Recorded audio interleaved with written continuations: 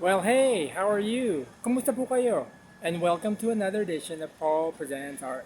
So I'm Paul, and I'm going to be your guide today. So today we're over at the Aballe Art Project here in Vancouver, which is of course built on the ancestral territories of the Musqueam, Squamish, and Tsleil-Waututh nations. And we're going to go and have a look at the work of Alex Heilbron. So she's an artist from Los Angeles, and she's exhibiting a suite of paintings here at the Aballe Art Project. So funny enough, about a couple of days ago, I received a message from a buddy of mine who lives in Qualicum Beach, which is a little community on Vancouver Island. To make a long story short, he was actually asking me whether I've seen the show by Alex here at Willa Valley Art Projects. So I said, well, you know what? I'm thinking about doing a video for my channel. So I'm gonna go and let you know when that's posted. So that just gave me an idea. If any of you there in YouTube land or in the internet land have an idea for a show that's showing here in Vancouver and you're curious about it, drop me a line in the comment section and I'll see what I can do. So without further ado, we're going to go inside the gallery and I hope you enjoy the tour. Okay, so we're just entering the gallery right now. Just going to close the door. And as is customary in my video, I usually do a little bit of a pan shot of the entire show. So like I said, Alex Heilbron is an artist who is based in Los Angeles.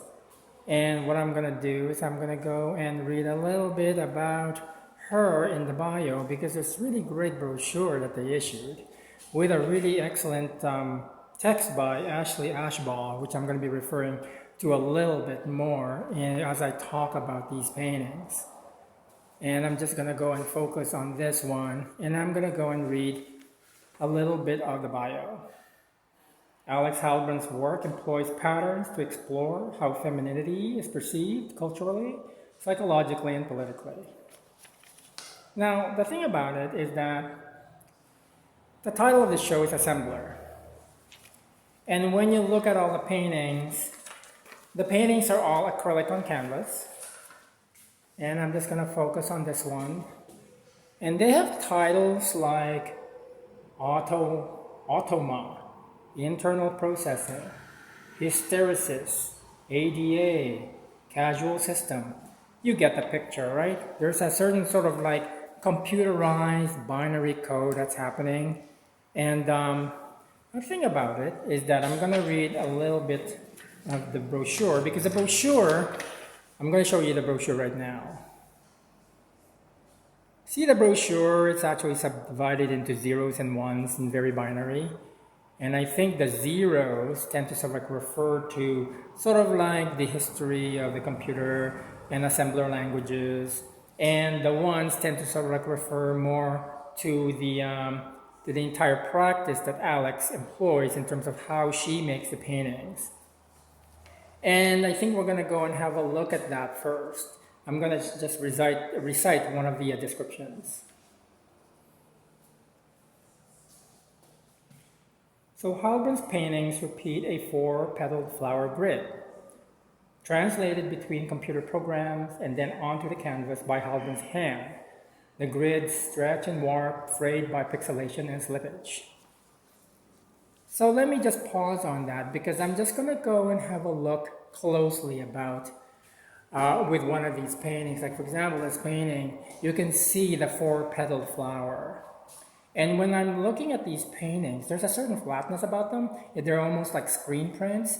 And the one thing that actually makes me sort of like realize is that some of the paintings, in terms of their execution, have this sort of like lineage towards some of the paintings that Andy Warhol did with his screen prints, because Andy Warhol did these paintings, screen printed paintings of four-petaled flowers as well.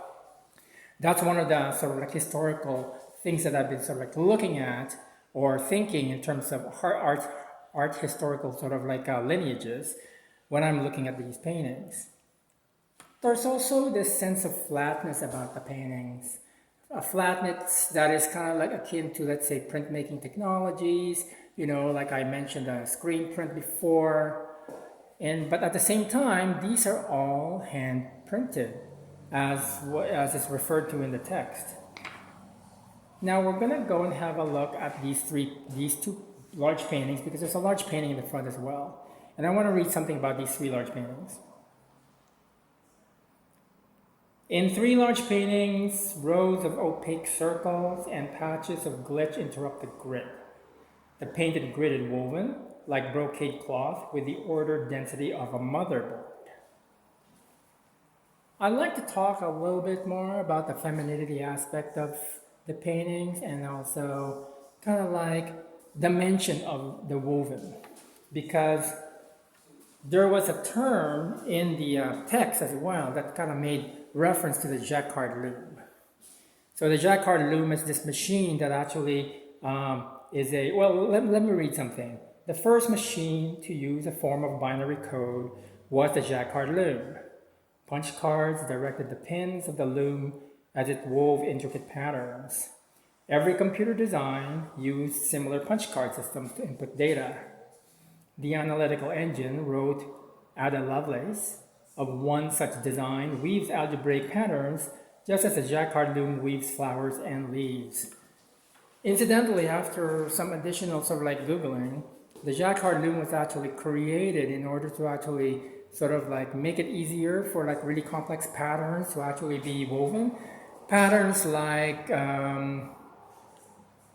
patterns that are like really complicated or takes a lot of time to actually weave by hand. And funny enough, there's this sort of like sense of the computational when it comes to the Jacquard loom, because the same sort of like punch card technology that was used was also used for grading like university tests and papers. You know, like in the 50s and 60s, right down to the 90s, when we have mainframe computers, you would have these punch cards that would be fed into a computer.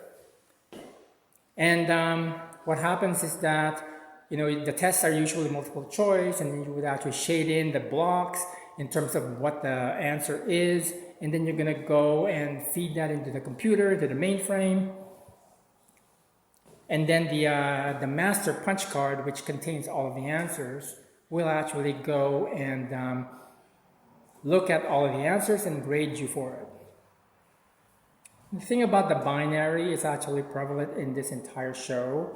And it's kind of interesting too that when you're actually talking about, let's say, femininity, there's this sort of like sense about society and sexuality and the binary of it. You're either male or female.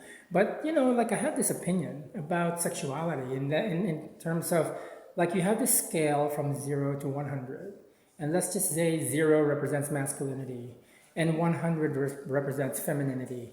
You tend to sort of like situate yourself in between. So there's that sort of queering of sort of like your own sexuality when it comes to sort of like this sense of femininity or masculinity in terms of what degree you are feminine, what degree are you masculine. There was also this sense of the feminine in terms of the weaving technique, because weaving is inherently a feminine labor. You know, back many hundreds of years ago, it was almost thought that a lot of labor that is actually within the home is feminine, and a lot of labor that's outside the home, like chopping wood or something like that, is a male-dominated sort of like labor. So you have that sort of distinction between labor as being masculine or feminine. And so you have the loom, which is inherently feminine, and then you mechanize it. And mechanization is, in a way, a masculine sort of like labor. So you have this sense about this work, wherein it has this feeling of mechanization or machining, because of the computational, because of the binary, because of its relationship to sort of like the binary. And then you also have this relationship to the feminine, because weaving is sort of like thought of as feminine labor. And so that's where I'm kind of like getting at with these paintings. When I first saw the paintings, I thought they were kind of like really beautiful sort of like graphic images. And then the more I kind of like looked at it, the more I kind of like felt sort of like the desire to sort of like engage more with the concept of the works.